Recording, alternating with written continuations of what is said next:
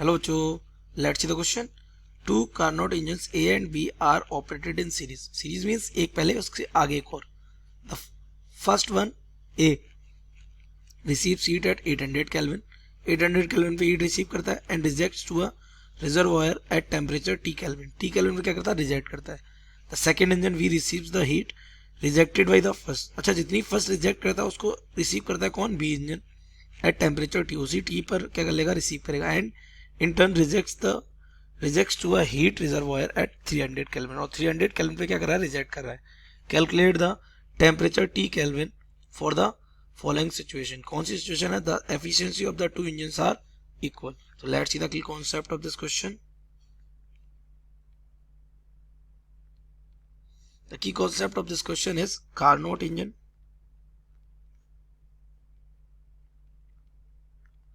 The Carnot engine is that हमारे पास एक working substance रहता है बेटा. This is working substance. हमारे पास एक सोर्स रहता है जिससे आप कितनी भी हीट दे सकते हैं, उसका टेम्परेचर डाउन नहीं होगा. और हमारे पास एक सिंक होती है जिसको आप कितना भी टेम्परेचर दे दें उसका टेम्परेचर डाउन नहीं होता है. तो इसका टेम्परेचर हम T1 मानते हैं और इसका टेम्परेचर हम क्या मानते हैं? T2. और T1 हमारा यहाँ पे कैसा होता है? ग्रेटर होता है किससे? T2 से. तभी तो हीट हमारी higher temperature to lower temperature जाएगी. अच्छा, इसका प्रिंसिपल ये है कि हम सोर्स से हीट लेते हैं किसमें? वर्किंग सब्सटेंस में. मान लिया यहाँ से हमने हीट कितनी ली? Q1. और इससे हम क्या करते हैं? वर्क करते हैं. तो ये हमने यहाँ पे कर दिया, यहाँ से इससे वर्क. यहाँ पे जो वर्किंग सब्सटेंस है वो वर्क कराएगा आपका. ओके. अब Q1 में से W हमारा वर्क हो गया तो बची हुई हीट हम किसको भेज देते हैं? सिंक में. मान लिया यहाँ पे बची हुई हीट कितनी थी? Q2. तो इसका मतलब ये होगा वर्क डन जो हमारा होगा वो क्या होगा? Q1 minus Q2. और ये हमारा इस इंजन का क्या होता है? आउटपुट होता है. ओके. तो अगर हम इसकी एफिशिएंसी बताएं तो the efficiency of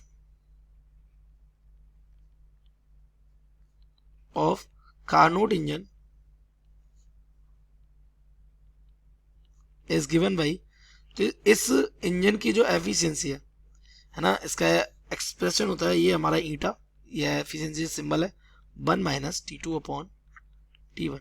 that means जितने टेम्परेचर पे आउट हो रहा है डिवाइडेड बाई जितने टेम्परेचर पे इन हुआ था, ये है ना.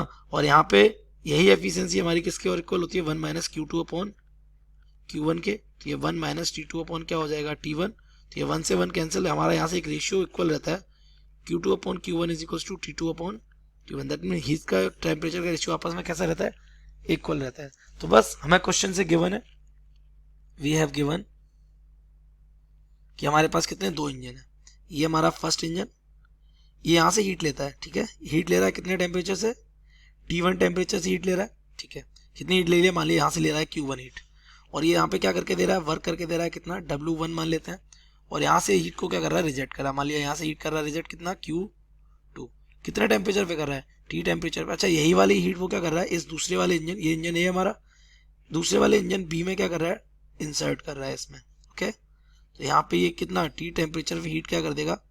Q2 से इंसर्ट करेगा. इससे क्या करवाएगा? वो वर्क करेगा W2. और आउटपुट में आपको क्या दे देगा? हीट दे रहा है कितने पर? T2 पर. अच्छा, ये आपका T1 आपको बता रखा है 800 केल्विन है. T2 आपको बता रखा है कितना? 300 केल्विन है. ये वर्क आपको पता है कितना होगा? Q1 minus Q2. और ये हमारा कितना होगा? Q2 माइनस, इसने हीट्स को कितनी रिजेक्ट की? Q3. तो Q2 माइनस Q3. तो इन दोनों इंजन की अपनी अपनी एफिशिएंसी होगी. मान ली इसकी एफिशिएंसी वाली ईटा 1 है, इसकी एफिशिएंसी वाली कितनी? ईटा 2 है. तो according to the question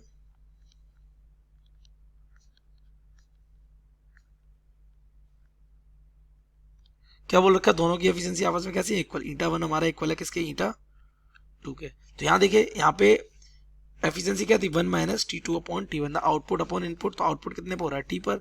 T upon T1. और ये इक्वल हो जा रहा है किसके? 1 माइनस, ये किसके इक्वल हो रहा है? T2 आउटपुट है और इनपुट कितना है? T. तो this becomes T2 upon T. ये हमारी क्या होगी? एफिशिएंसी. 1 से 1 कैंसिल हो गया, माइनस से माइनस कैंसिल हो गया. तो T upon T1 equals to T2 upon T. तो यहाँ से T स्क्वायर इक्वल्स टू क्या हो जाएगा? T1 into T2. तो T1 हमारा कितना है? 800. T2 हमारा कितना है? 300.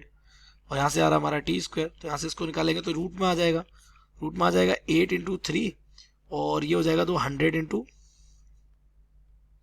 100. यहाँ पे 3 और है. ओके. तो ये 100 साइड में कर दिया तो 100 कहाँ आ जाएगा? बाहर. This becomes 100। इसको और क्या लिख सकते हैं, इसको लिख सकते हैं 4 इंटू 2 इंटू 3, ये 4 का और बार आ जाएगा, हो जाएगा 200, नो प्रॉब्लम। अंडर रूट के अंदर कितना बच जाएगा, 2 3 6, रूट 6 की वैल्यू होती है 200 इंटू 2.45। अगर इनका मल्टीप्लाई करेंगे then we will get T is equal to 490 kelvin. और ये आपसे पूछा था क्या, temperature T। So I hope you have understood it well. Best of luck.